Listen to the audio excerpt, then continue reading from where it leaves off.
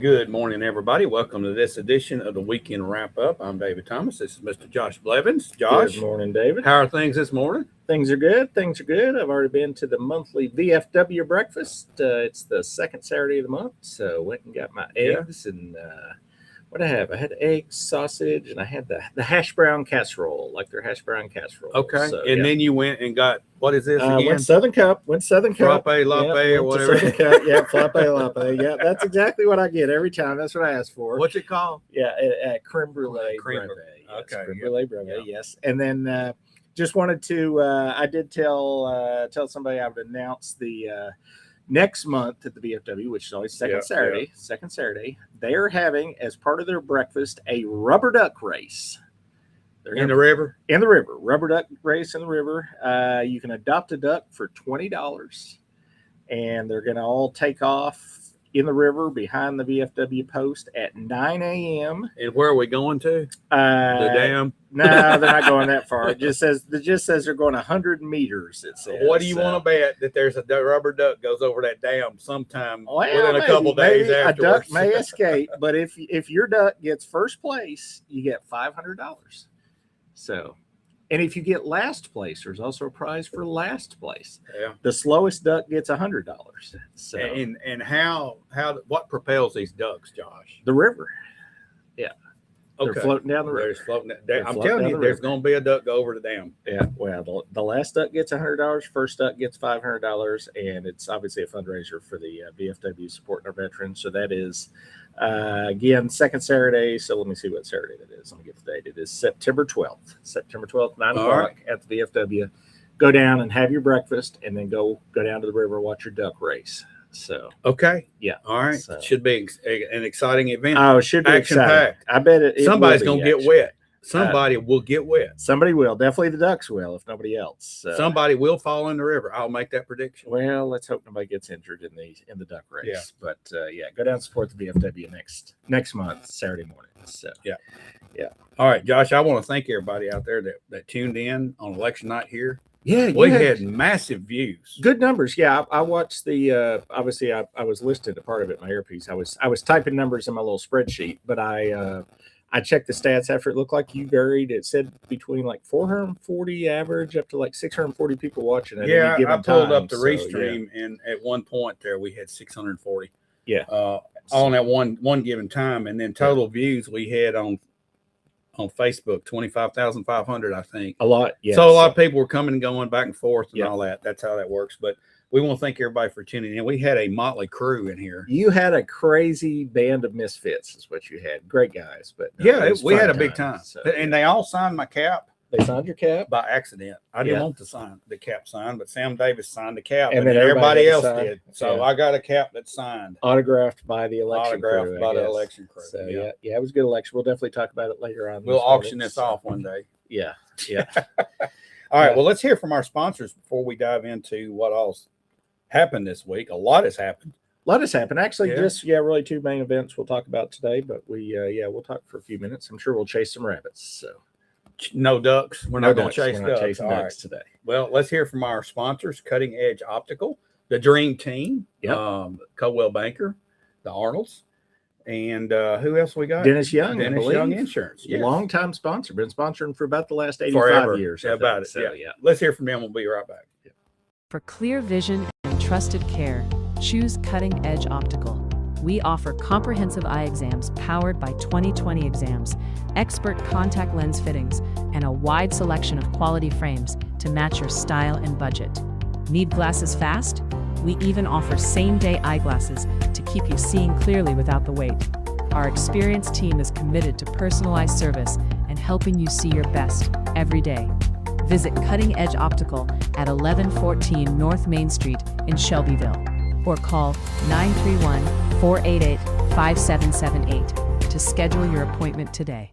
Get the results you want with the personalized service you deserve at Dennis Young Insurance Agency. As a local independent agency, we offer coverage from several different companies, including Erie. So whether it's auto, home, life, personal, or business, we can find the right coverage to meet your unique insurance needs. And with a rate lock advantage, your rates won't go up as long as you do not change drivers, autos, or addresses. Contact us at Dennis Young Insurance Agency. insuring Shelbyville and surrounding areas since 1988. When you're ready to buy or sell in Middle Tennessee, you want someone who knows this community inside and out. Meet Diane and Madison Arnold, Shelbyville's trusted real estate team with decades of local experience and award-winning results. Whether it's finding your dream home, pricing your property to sell, or navigating every step of the transaction with confidence, they're with you from start to finish. As part of Coldwell Banker Southern Realty, they pair hometown expertise with powerful market tools to help you move with confidence. Call Diane and Madison today and experience the personal service and local knowledge that makes all the difference. All righty, welcome back into the weekend wrap up. Josh, I want to come on out and say it, man. You were a rock star Thursday night. Everybody appreciated your work up there. The entire community has texted me and said, "Tell Josh Blevins that was awesome." Well, thanks. I'm glad it all worked. Glad the spreadsheet and everything worked. We were able to get the numbers out, and congratulations to all the winners. And we will get into the election in a minute. I know that's probably what people will be tuning in for today, but I did want to cover. There was, prior to the election, we did actually have one government meeting this week. A government meeting. Tuesday evening, City Council that I sit on, we met for a study session. And we did have a couple items I just want to bring up, keep people informed on what's going on in this big city of Shelbyville. We had public comment. Two veterans got up and spoke. They'd actually contacted me ahead of the meeting and asked how to go about this. And I'm still not completely sure how we're going to go about this, but this is what they want. They have asked to rename West Holland Street to Vietnam Veterans Way. So the original request came in. They were asking to do Lane Parkway, and there's a lot of businesses and stuff on there, and that would affect addressing depending on how it was done. So they talked to somebody else in the city and came back and said, "Hey, how if we do West Holland Street?" So hopefully we will take some steps to see if we can possibly make that happen for them. So I think that's a good idea. So honestly, was a little surprised we didn't have a Veterans Parkway or Veterans Way or anything here in town. So I know every city does. A lot of cities do. We did not have one. So that and Martin Luther King Boulevard and Elvis Presley Boulevard. Yeah, those are the three. There's a few of those. So yeah, so we'll definitely be working on that city, and hopefully we'll have some information on that in the next month or two. We got a request, which we had already approved this in the budget. It just wasn't listed as such. So we get a vote on this one more time, but we are having Walking in a Winter Wonderland. We've talked about that. That's coming to Cooper Steel Arena and the Celebration Grounds starting the week of Thanksgiving, I believe. Yep. Going for a little over a month there. And the city, I believe, will vote on this, but we'll be probably sponsoring at the top sponsor level, $25,000 sponsorship for that. And that is going to be hopefully the biggest Christmas event we've ever seen here in the city. Oh, so I don't think there's any question by far. Yeah. So there's an ice skating rink. There's a walk-through light display. There's Santa Claus. But the skating rink itself is going to put everything on the map, Josh. The skating rink is huge. Actually, I saw a post from one of the local electric companies. They had to run a special electricity where they're going to run these coolers to actually put the ice skating rink. And the people doing this are the same ones that do the arena in Nashville for our professional hockey team. Yeah, this is the real deal. Yeah, this it's not fake ice. Yeah, they're not messing around here. So this is a lot going on. They're going to do the outdoor covered space there behind the arena there. They're going to do Champions Arena there. I think it's open maybe on the weekend, stuff in there. I think I saw First Community Bank sponsored a big part of that this week or last week. Just a lot. The barns are going to be decorated. The barns are going to be decorated. There's going to be all kinds of stuff. It's going to be a Christmas wonderland. So that's probably has something to do with the name. So I believe you're correct. Yeah. So looking forward to that. We also got a request for a $30,000 sponsorship, and this is for a new tourism website, I guess, for the moment, Walking Horse Country. You may have seen there have been yard signs popped up around town. I hear it's on some of the digital billboards. There's some billboards. Yes. I've not seen one yet. The new billboard over here on the left on Madison Street as you're heading out, about next to the Mexican restaurant there where the old Golden Corral used to be. Yeah, I saw it up there yesterday, and it's a nice presentation. Yeah, so nice billboard. I did ask some questions on that. They presented us. I said I just want to explain why I did. They sent us ahead of time. We get a packet, obviously, as City Council, a couple days ahead of time. Right. And it had a bunch of numbers in it as far as kind of a return on investment, since we were putting $30,000 into it. And some of the math just wasn't mathing on my calculator. So I did ask a few questions, because they had some stuff on there about that they were going to generate, 23,000 to 46,000 room nights of hotel guests. And I looked at my my handy dandy stats that I had for the city. Handy dandy. And we had 291 hotel rooms in the whole city. So it didn't seem like some of those numbers were going to add up. But overall, I think it could be a good thing. So the celebration unquestionably is our biggest tourism event here locally. I mean, this is the event that brings people. The last economic study that was done, I think, was in 2005.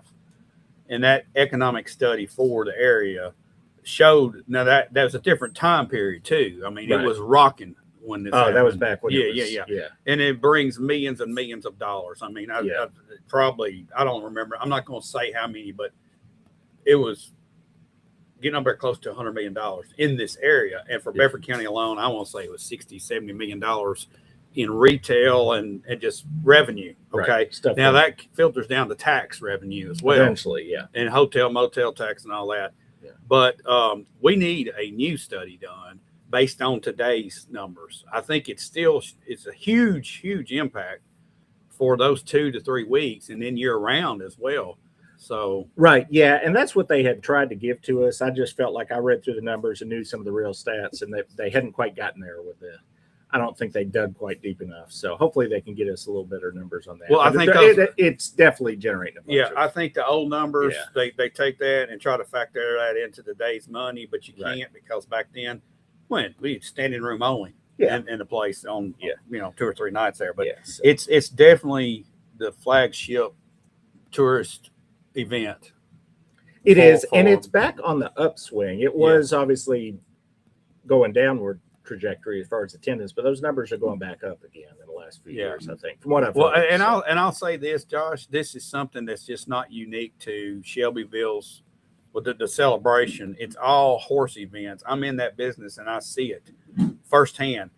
The lack of participation in youth over the last few years have taken the numbers down on all equestrian events. right. So it's not just the celebration. It's all Yeah, of them. yeah, and it's all of them. It's hopefully trying to fight its way back. And Yeah. this year it looks like the numbers are up, so that's a Are good up sign. again. Yeah. So no, I think it's headed in the right direction. The city received a request. We actually received this a few months ago, and we're going to discuss it again from Shelbyville Power. They want to close the portion of South Main Street that's right in front of their building. They're looking to do an expansion out there. And I think eventually that'll happen. They need to reconfigure some of the roads there before that happens. Yeah. I think that we need to have another way to get traffic through. There's another request we're looking at to join the National League of Cities. I don't know a whole lot about the National League of Cities other than what they put in our paperwork. It looks like it's kind of a lobbying organization that has conferences and stuff. So I think it wasn't super expensive. So I'm thinking we're probably going to be joining. There were also several rezoning requests. We get these every month, and we're doing some changes to the zoning ordinance. We're continuing to try to improve our open space requirements, increase our standards on zoning so that, as we know, we've got nonstop, development, new construction, new stuff coming into the city. And if we don't set our requirements where they need to be, we're going to get the lowest common denominator. It's going to get built to whatever we allow. So Right. as we continue to allow things that aren't good, we're going to continue to get things that aren't good. So we're looking to keep improving on that. We made one attempt at the open space about a year ago. We've gotten another year's worth of data after that. It still isn't going in the direction we want it to. So we're going to hopefully increase some of that as well. So, and then last but not least, we will be in this. A lot of this has been going on behind the scenes, but this is now on some public agendas. So this is now common knowledge. The city has been considering the U.S. Bank building on the square. So Considering it's it for what? considering it for purchase. For purchase. Yeah, for Okay. purchase. It is, as I think everybody knows, it is owned by what is Shelbyville Grand LLC, which is one of the LLCs owned by Keith Weaver. And we've talked extensively that there's obviously been a lot of things going on in their world and financial crisis, we'll say. So it appears that that building will be available to be bought. There's been some back and forth, some talk. It needs a lot of work. It previously, I believe the county had their offices in the basement of that building at one point. Yep. There's a bank on the second floor that takes up about half of the second floor, and there are offices in the top floor. They did walk us through it about a week ago. The top floor is uncomfortably warm in the summer. Uncomfortably warm. Uncomfortably warm. It needs new air conditioning. The roof leaks. The basement floor just needs to be gutted and reconfigured. The middle floor needs a lot of work. So it needs a lot of work. However, it is a 24,000 square foot, appears to be mainly structurally sound building sitting right on the square in the middle of the city.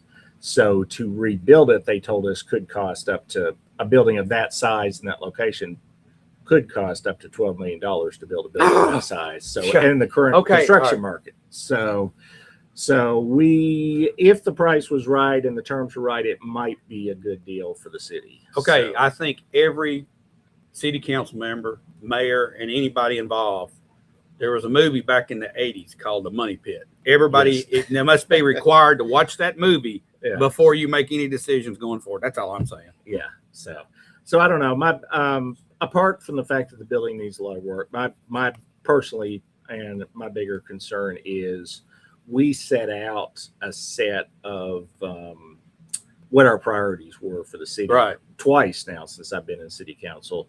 And both times it appears that our biggest need as far as real estate and buildings are our police and fire department. They're both sitting in buildings that are undersized, that they've been in too long. Built in the 60s. Our officers are sitting in jail. Our officers' offices are literally used to be jail cells. They're sitting in former holding cells. Concrete block walls. Yes, I've been back in there. It's not pretty. It's not good.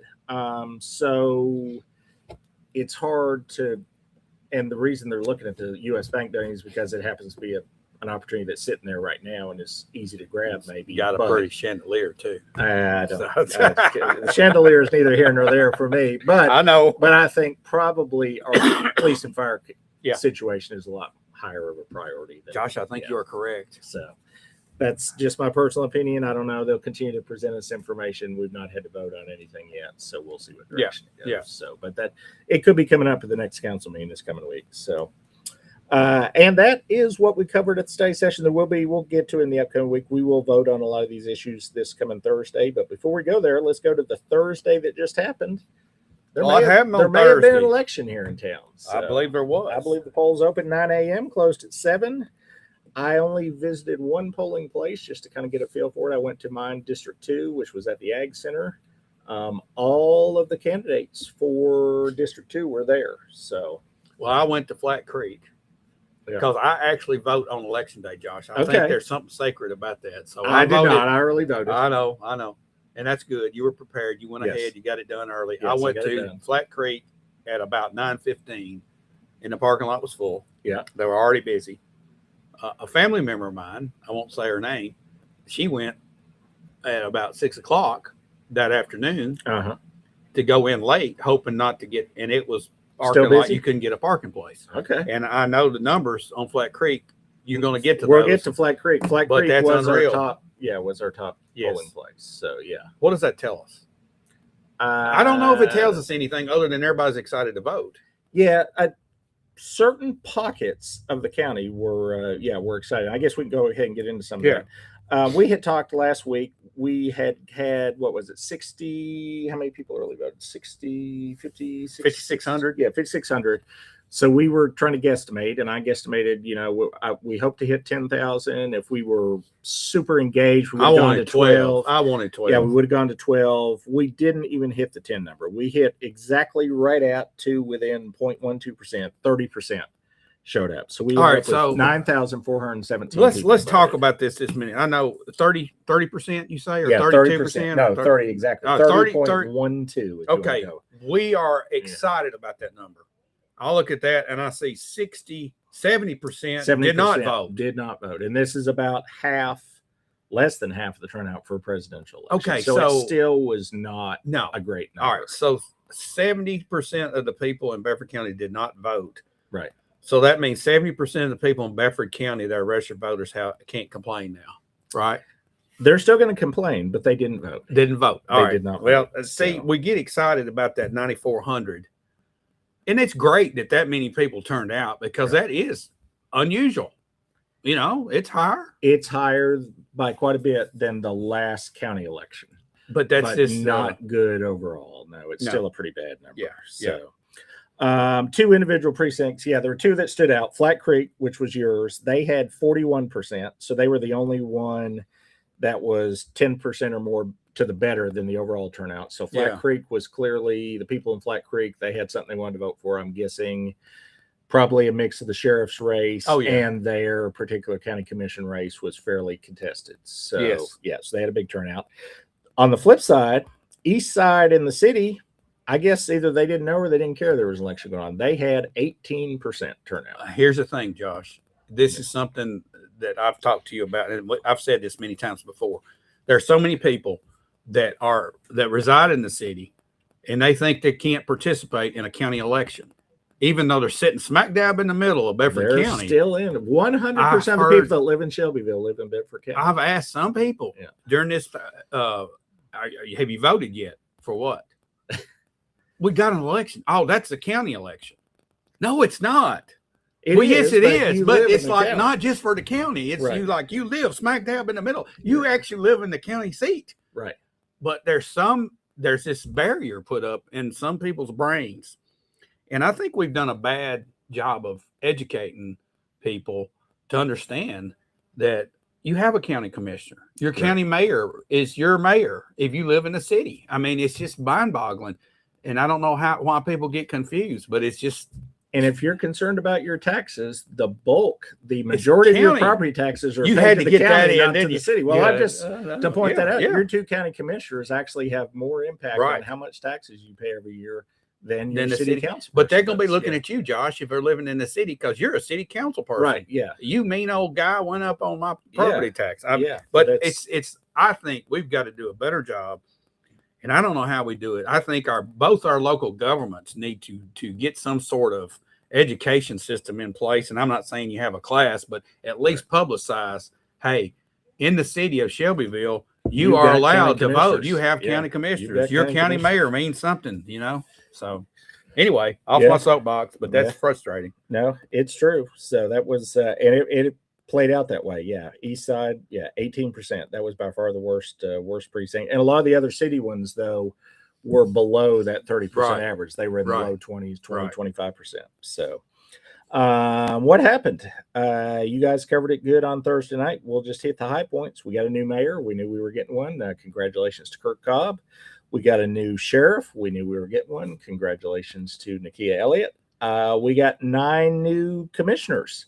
We weren't sure how many of those we were getting.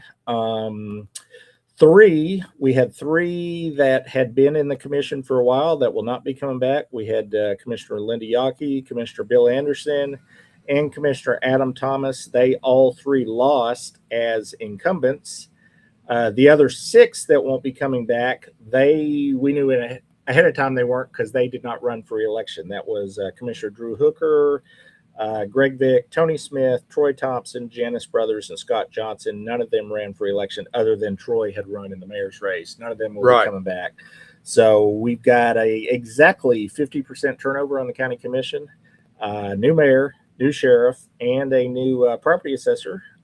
Shout out to Emily Hodges, who was Yes. at the VFW breakfast this morning. So All right. one of the very few that after not to pick on the other politicians locally, but it's funny how after the election the numbers always go down at the breakfast. So there was It's kind of the way it there is. was- it's kind of the way it is. But shout out to Emily, she was there, and I'll go ahead and shout out to John Sweeney was there. He as was well. there too, So yep. he came as well. So and there may have been others there before 8:00. I didn't get up early this morning, so I wasn't there at 7 when they opened. So Yeah. there could have been some there earlier, but in the county commission, the first thing that they are going to have to do that is probably going to set the tone. This will set the tone for at least the next year or two, and it probably will set the tone for the next 4 years, is they will, very first month in, they're going to pick their standing committees. So as that debate, discussion, event goes on, that will kind of give you a feel for, if there's going to be any tension or non-tension, or things are going to go smooth. That's going to be the one to watch if you're way too deep into politics like I get. Will be the finance committee. So absolutely, it's going to be. None of the 4 sitting members of the finance committee were reelected, so you're going to have 4 new finance committee members. I don't get a say in who goes on the finance committee. Nobody's going to ask my opinion. Nobody's going to say anything, but I'm going to go ahead and because I'm sitting here, I'll go ahead and say who I think would be a good fit there, and we'll see what happens. But you've got 2 of the incumbents that clearly have had a good eye on finance and have been at most of those meetings, and that would be Commissioners John Boutwell and Diane Neely. I think those would be 2 that would have a strong case to be on there, just because of their engagement, and both of them have a good financial background. Yes. So, and then I don't think it would be bad to put a couple of the newer commissioners on there. And I'm going to say probably and I'm just throwing a couple names up there, I would think they might look, I think, get a young guy in there. You got Alex Mitchell's young and he's in the business world. And I think Michael Gregory has also shown that he's got a good eye on the finance side of things. And he actually, if people don't know his background, he is a department head in the Rutherford County. So it would not be bad to have somebody that has some actual knowledge of departments and department budgets to sit on our finance committee. And if you hadn't figured this out about Michael, he's black and white.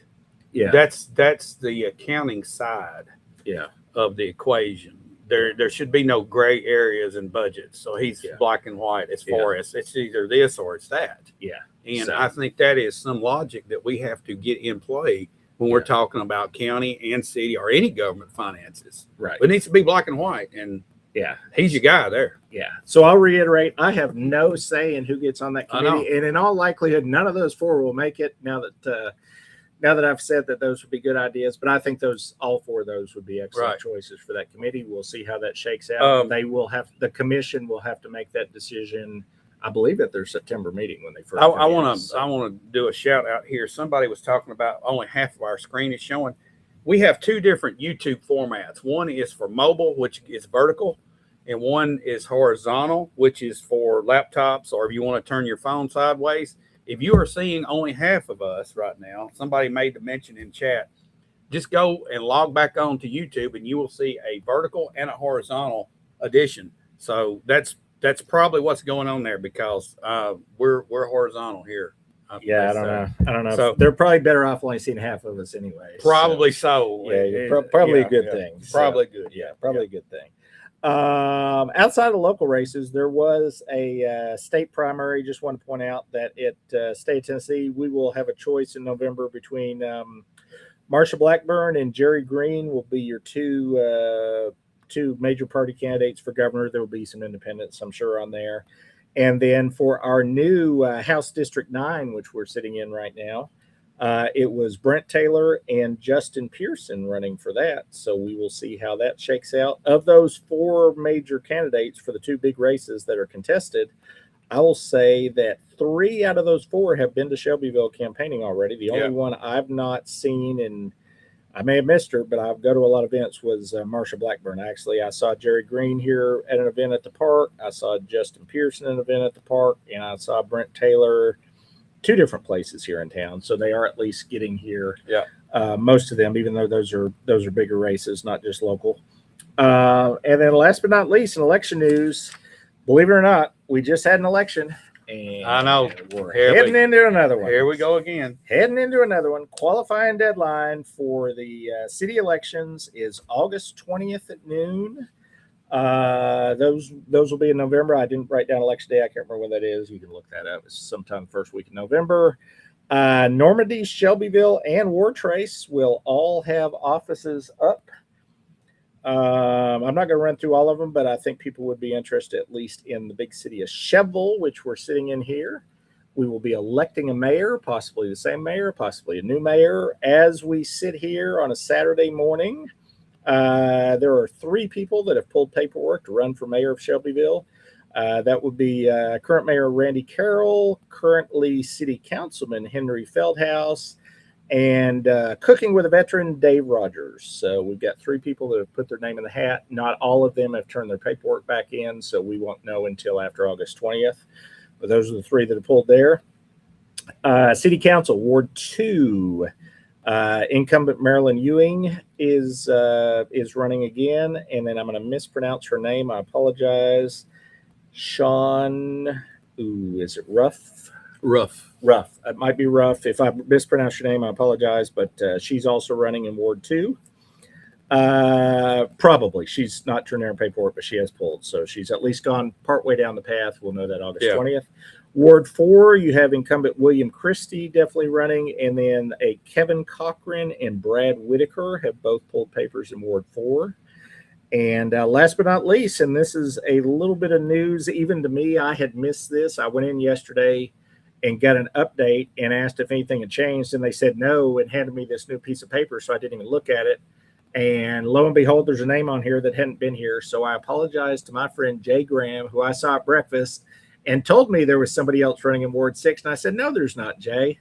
I was wrong, Jay. I'm not perfect. I apologize. There are 2 people in Ward 6 currently that have pulled papers. You've got incumbent Bobby Turnbow, and then Drew Hayes has pulled paperwork in Ward 6. So And he has run before. So, he's run before. He's not turned his back in either, but he did pull paperwork this week. Josh, So, I hope this election, the city election, doesn't get like the county election got. I would be hopeful that there is less drama. We didn't seem to. I'm trying to remember, because obviously I was all up in it 2 years ago, and it didn't feel didn't like get we like had that. as No, much no. stuff in the city one last time. So I don't know. I mean, maybe it'll get crazy too, but I'm hoping not. Well, So, I think you look back on that, the city employees get involved in the discussion. And we had a lot of county employees get involved in the discussion that were passionate about certain things. And it's a different, the county government's huge. So it obviously, and the city has got a large size of employees as well. But from the last time, it was a very clean race.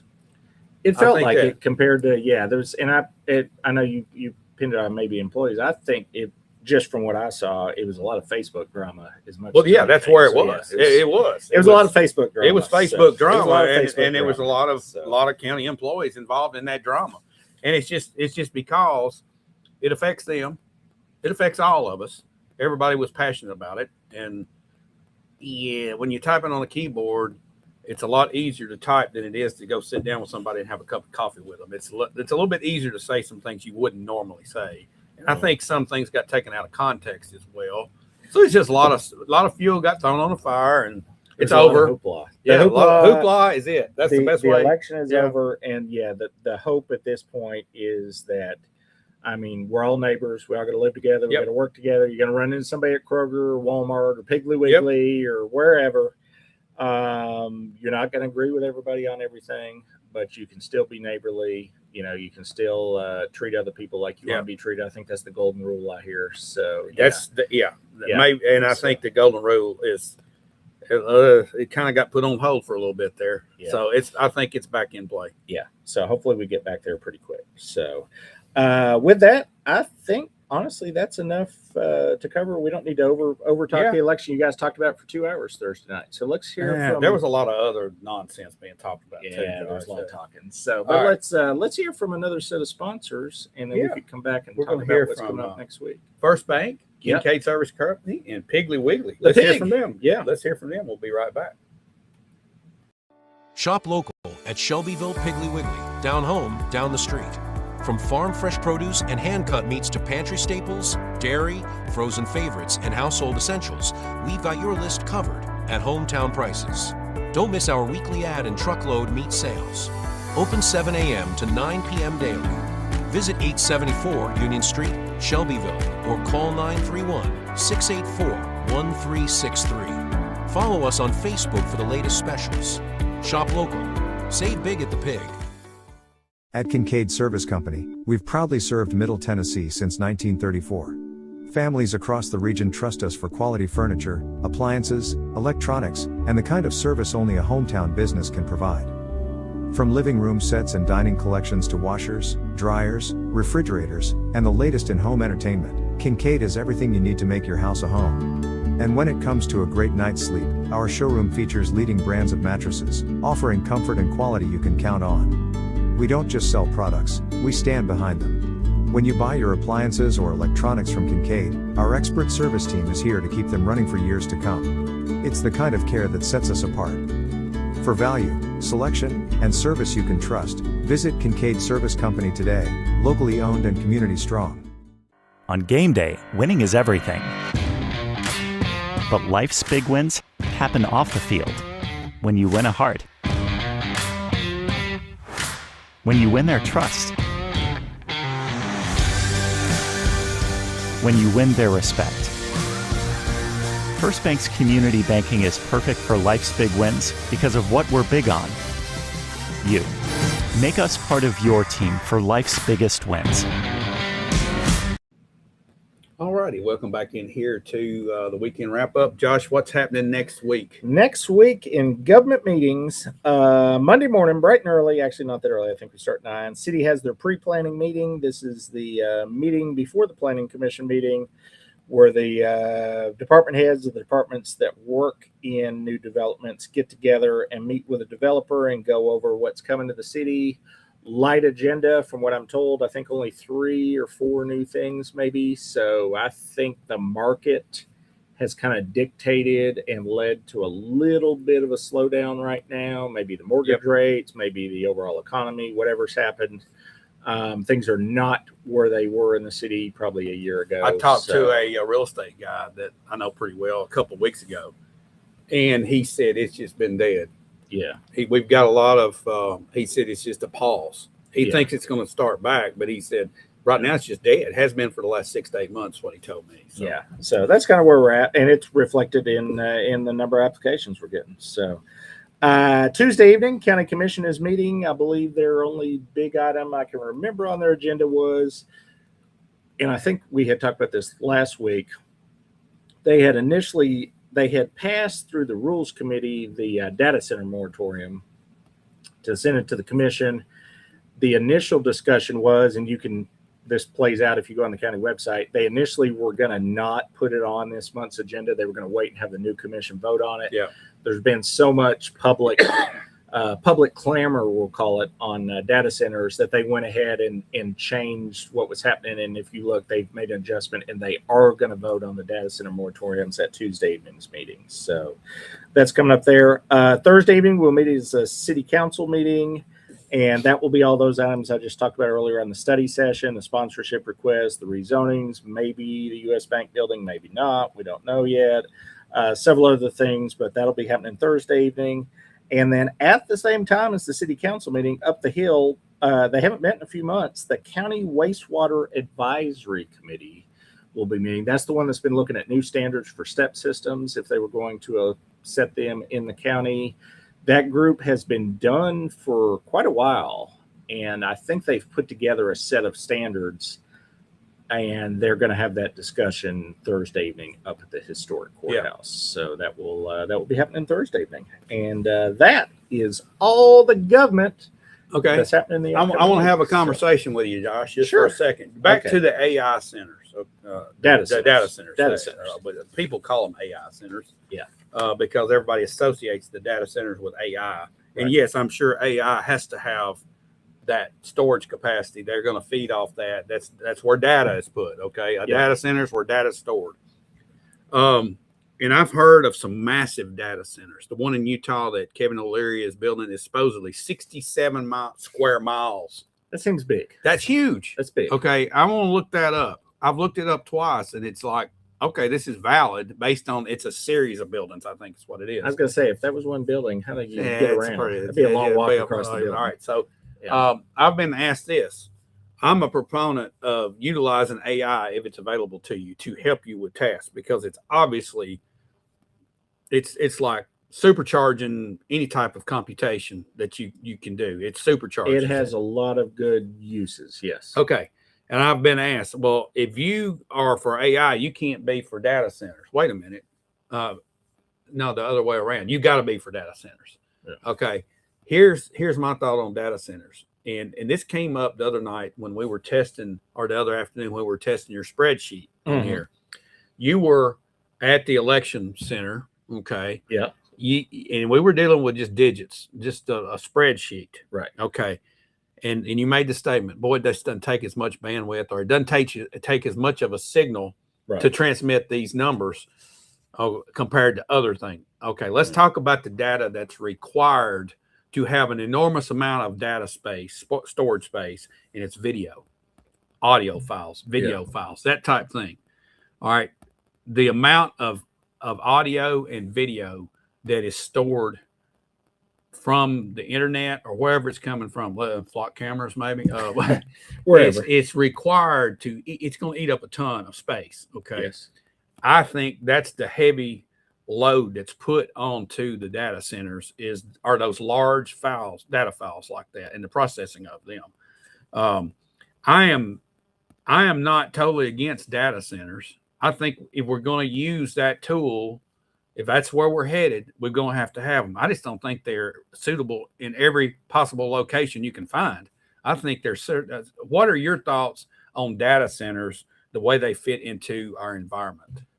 Yeah, they need to be zoned correctly. You need to make sure wherever you put them, if you allow them, that you have the utility infrastructure, that it doesn't negatively impact the other customers on the utility. So unless you have excess capacity of electricity, excess capacity of, if it uses water, there's noise issues with them. You've got to make sure that they're not near somebody's house where they're going to be listening to some 65 decibel hum 24 hours a day and driving themselves crazy. So there's things that have to be looked at, but if they're appropriately located and don't have a negative impact, I don't know that they're that much of a burden on anybody. But all of those things have to be taken into account. The ones you've seen that have drawn a lot of, there's that big one in outside of Memphis, yes. I know, and I think just where it ended up getting located, where I think it's impacting.